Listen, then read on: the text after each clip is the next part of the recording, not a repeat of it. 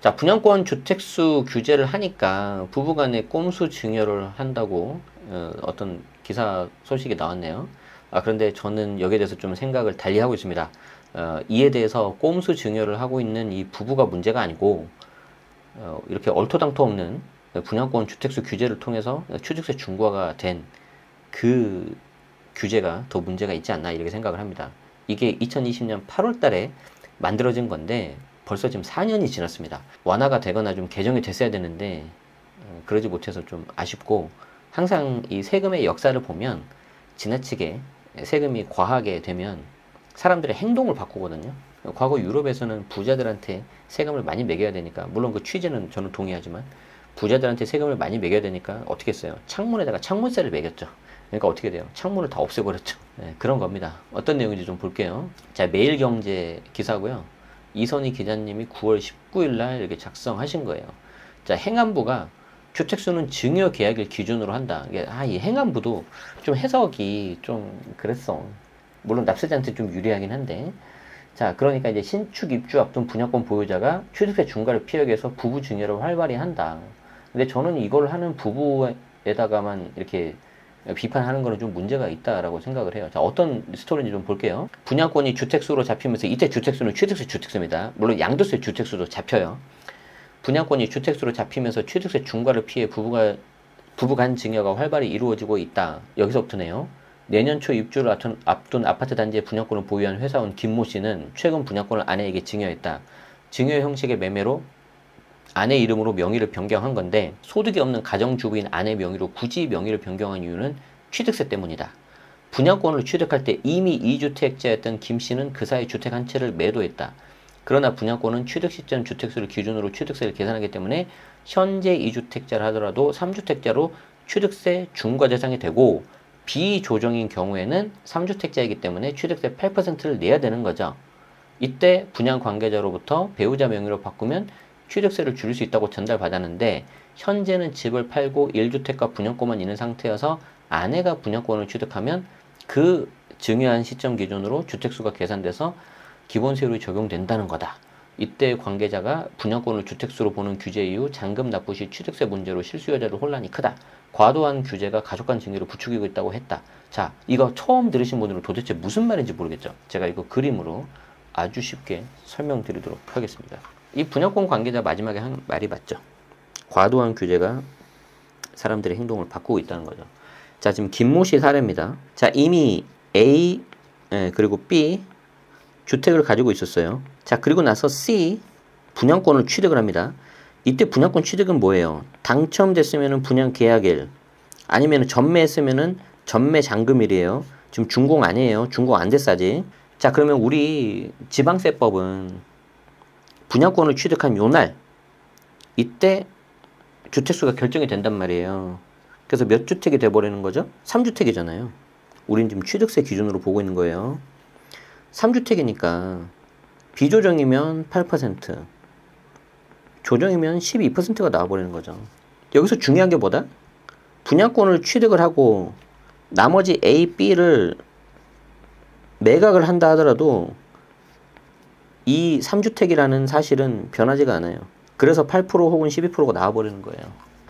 그런데 이걸 피할 수 있는 방법이 나왔어. 어떻게 한다? 자, 분양권 취득을 했죠. 분양권 취득을 했죠. 그 다음에 어떻게 하냐면 이 중에 하나를 매각을 해요. 자, 그리고 그 다음이 중요합니다. 그 다음에 이 분양권을 배우자한테 증여를 해버려요. 그럼 여기서 핵심이 뭐냐? 여기서 핵심이 뭐냐면, 내가 이 분양권을 처음 취득했을 때 요 1번으로 취득 날짜를 볼 거냐, 아니면 배우자한테 증여한 요 날짜로 볼 거냐, 이거예요. 즉 1번이냐 아니면 3번이냐 이거예요. 그런데 지금 부부관계거든요. 취득세 주택수는 세대 기준이기 때문에 세대 기준이니까 어차피 남편에서 아내한테 넘어간다 하더라도 세대 기준이라서 1번으로 봐야 되지 않을까? 라고 했는데, 감사하게도 행안부가 3번을 손을 들어버린 거죠. 자, 그럼 3번으로 가면 어떻게 되는 거예요? 2번이 지금 없는 상태이기 때문에 3주택이 아니라 2주택이 나와버리는 거죠. 2주택이 나와버려요. 2주택. 그래서 2주택으로 나와서 취득세를 좀 피할 수가 있다. 그겁니다. 잠깐 좀 고르지 못했어요. 양해 말씀드려요. 자, 이걸 다시 봐요. 분양권을 취득할 때 이미 2주택자였다. 그러면 3번이니까 최소 8%가 나오잖아요. 근데 그 이후라도 종전에 있었던 주택 중에 하나를 매각을 하고 다시 그 분양권을 증여를 해버리면은 증여한 시점으로서 주택수를 잡아서 취득세 중과를 피할 수 있다는 거죠. 그래서 요즘 분양업계에서는 부부간 분양권 증여가 활발히 이루어지고 있다. 이거는 제가 얼마 전에도 몇 달 전에도 영상에서 보여드렸습니다. 입주를 앞둔 분양권 소유자들이 취득세 중과를 피하기 위해 부부간 분양권 증여를 선택하고 있는데 종전에 주택이 없었던 분들은 굳이 이렇게 안 하셔도 되죠. 그래서 올해 초 행안부가 분양권 증여에 대해서 증여 계약서상 계약일을 취득일로 본다고 명시하면서 분양업계는 부부 증여가 더 많아질 것으로 내다보고 있는데 다 해당되는 건 아닙니다. 취득세 중과 피하시려는 분들만 하는 거고요. 나는 그게 아니라 나중에 양도세를 피하고 싶어서 증여하겠다. 그런 분들도 이렇게 공동명의를 하시는 분들이 많아요. 자, 분양권은 아파트에 입주할 권리죠. 주택이 아니죠. 그래서 과거에는 주택으로 치지 않았기 때문에 주택수에도 당연히 안 들어갔어요. 그런데 이게 2020년 8월 12일 개정이 되면서 취득세 주택수에 들어가 버립니다.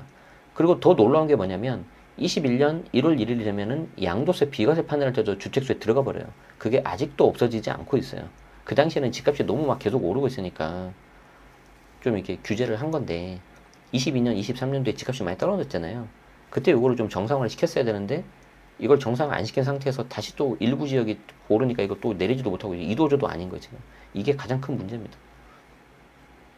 이에 따라 다주택자는 분양권을 취득한 뒤에 그 분양권에 의한 아파트가 입주할 때 기존 집을 처분했더라도 분양권을 계약한 시점을 기준으로 주택수가 적용되니까 취득세 중과가 된다는 거죠. 이게 아까 제가 말씀드린 그거예요. 이게 제가 아까 말씀드린 그거다. 내가 주택이 있어요. 그리고 분양권을 사버렸어요. 그 다음에 이거를 설령 매각한다 하더라도 요 분양권을 취득한 순간 벌써 3주택이 돼버리니까 이렇게 중과가 들어가 버린다는 거죠. 그래서 이걸 피하시려면은 요 초록색 방법으로 가야 되는 거예요. 분양권을 만약에 내가 먼저 사버렸다. 그러면 이 중에 일부를 매각을 하고 그 다음에 증여를 해야 돼요. 그럼 우리는 3번으로 간다는 거죠. 근데 난 처음부터 A, B가 없었는데요. 그러신 분들은 아무 상관없어요. 그래서 이렇게 됐는데 이를 피할 수 있는 길이 알려져 부동산 업계 주목을 받고 있다. 그래서 그게 제가 아까 설명한 그겁니다. 그리고 사실 저는 이거를 작년에 해봤다고 했었죠. 우리 수강생 대상으로. 근데 물론 그냥 막 한 게 아니고 관련된 그 세무사님하고 상담을 받고 해당 지자체에다가 이제 질의회신 넣어가지고 이거는 괜찮을 것 같다 해서 진행을 했어요. 그래서 그분이 거의 한 3천만 원 가까이 세이브했어요. 그렇지만 우리는 그거를 일반적으로 혹시 볼 수도 없을 수 있기 때문에 굳이 말하지 않고 있었던 거죠. 그냥 가만히 있었던 거죠. 근데 올해 초에 저게 해석이 나왔어요. 그래서 됐다. 이제는 해석이 나왔구나. 그래서 저도 유튜브에서 이제 설명을 드린 겁니다. 그래서 여러분들이 공부를 하면 하실수록 세금은 굉장히 많이 세금을 줄일 수가 있어요. 300만 원도 아니고 3천만 원이에요. 어디 가서 지금 뭐 3천만 원 좀 벌 수 있습니까? 투자해서 쉽지 않다는 거죠. 그렇기 때문에 세후 수익률을 올리는 게 굉장히 중요하다는 거예요. 그리고 여기서 이제 중요한 포인트가 뭐예요? 배우자 간의 증여를 활용하는 게 훨씬 좋겠죠. 왜? 일단 명의를 바꿨는데 배우자 증여를 해야지 증여재산 공제 6억을 쓸 수 있지 않습니까? 10년간 6억. 만약에 그 외에 다른 사람한테 해버리면은 오히려 취득세를 피하려다가 증여세가 나올 수 있죠. 그러면 내가 증여세는 얼마가 됩니까? 증여한 당시의 시가를 보는데 분양권 같은 경우에는 내가 처음 취득하자마자 이제 계약금이 들어가죠. 보통 10%죠. 그러면 그 계약금만 내가 실제 시가라고 보시면 되고요. 이후에 중도금이 들어가잖아요. 그러면 계약금하고 이제 중도금 납입된 거 거기까지 들어갑니다. 그리고 좀 더 시간이 지나면 이제 프리미엄 P가 붙겠죠. 그럼 그 P 붙는 거에 대해서까지 금액을 내가 시가로 봐야 되니까 결론은 뭐냐면 빨리 하시는 게 좋아요. 그럼 이제 일부 몇몇 분들이 아니 그러면 내가 분양권 전매가 제한이 있어서 팔지 못하는데 프리미엄을 어떻게 측정하냐라고 하시는 분들이 계시는데 이제 이거는 여러분들이 선택하셔야 돼요. 그냥 계약서상 있고 전매가 안 되니까 납입한 걸로만 해서 하셔도 되는데 고가주택이라면은 저는 별도 감정평가 받으시라고 합니다. 감정평가를 받으시는 게 훨씬 안전해요. 그렇게 해서 그 금액으로 내가 시세 측정해서 증여하시고 증여세가 혹시 나오면 증여세 내시는 게 안전합니다. 세무업계 관계자는 분양권을 어느 시점에 계약했느냐에 따라서 세금이 수천만 원 차이가 나다 보니까 명의 변경을 위해 분양권을 증여할 수밖에 없다. 그래서 이게 제일 중요한 거죠. 비정상적 세금이 불필요한 행정비용을 유발하고 있다. 이게 제가 드리고 싶은 말씀이 저겁니다. 역사를 보면 과도한 규제나 세금은 사람들의 행동을 항상 바꾸게 만들어요. 비정상적인 정책이 비정상적인 행동을 유도합니다. 그래서 좀 이 부분이 더 진작에 좀 정상화가 됐었어야 되는데, 이제 참 현재 정부도 어려울 겁니다. 집값이 다 오르고 있지는 않은데 특히 중심지를 시작으로 해가지고 오르고 있다 보니까 이제 또 못하는 거예요. 그런데 그 중심지가 오르고 있는 것 중에 가장 큰 원인 중에 하나가 이 취득세 중과 때문에 그러거든요.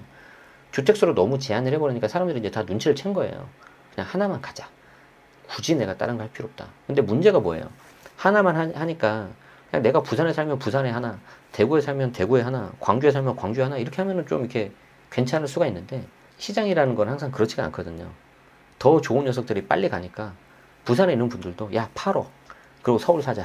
대구에 있는 분들도 야 팔어, 서울 사자. 이렇게 되보니까 너무 특정 지역으로만 몰려버리는 거예요.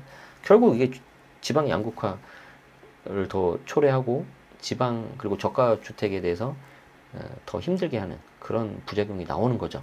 사람의 욕망을 너무 과소평가해서 그래요. 누구나 다 좋은 거 사고 싶거든요. 제가 드리고 싶은 말씀은 요 마지막 문구였다. 그래서 이걸 위해서 오늘 가져온 겁니다. 좀 잘 되기를 바라고 있고, 새로운 소식이 나오면 저희 채널에서 재빠르게 또 전달 드릴 테니까 구독하시고 알림 설정 하시면 편하게 받아보실 수가 있습니다. 고맙습니다.